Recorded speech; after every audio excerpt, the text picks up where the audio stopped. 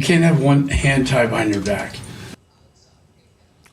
Now, South Africa's Election Commission will announce the final results of the country's general election on Sunday. The ruling African National Congress Party is expected to form a coalition government after the party lost its 30-year majority. As of Saturday, the party had received 40.19% of votes according to results from 99.87% of polling stations.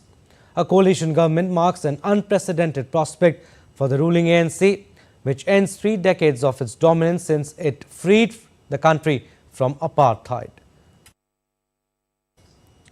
All right, DD India's Jessica Taneja has more information on this. She is joining us live from New Delhi. Jessica, counting is almost complete. African National Congress loses majority in a historic election ending 30-year dominance. South Africa on a new political path? Well, certainly it does look like it's on a new political path, and one that will require intense discussions on how to reach a coalition. If you look at the numbers we've seen from last night that have emerged from the Election Commission of South Africa, you've noticed that the ANC, as you pointed out, is at roughly 40%. It's down from 58% that, of the vote it received in the last election. And this perhaps is the worst that the ANC has seen in the last 30 years. It had never expected to go below 45%, but here they are at 40%.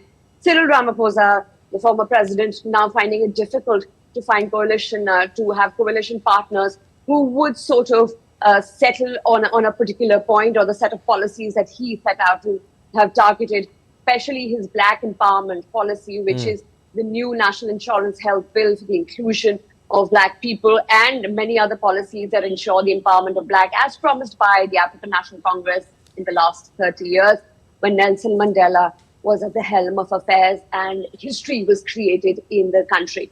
But given the current dynamics, if you see, Abhishek, you're left with the DA, which got 22% of the vote, and the MK party, led by Jacob Zuma, another faction taken away from the ANC, formed in September last year.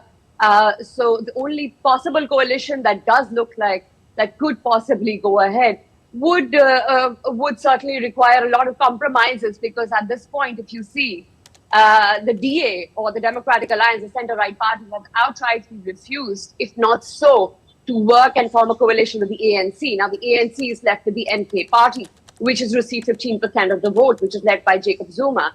And given the political dynamics there, it is unlikely that the two would form a coalition because of Jacob Zuma and Cyril Ramaphosa. That is an impossible deal to happen. But since the country is headed towards a coalition chaos, one will have to wait and see on how the arithmetic works out. And finally, do we have a different sort of politics now emerging out of South Africa, which is not led or dictated by the ideas of ANC anymore, and certainly looking for more factionalism, because there were more than 70 parties contesting this election. So it wasn't certainly an easy affair. But Jessica, you've told us about the permutations and combinations now, even if they come in coalition, talking about the ANC. Opposition parties are against Cyril Ramaphosa.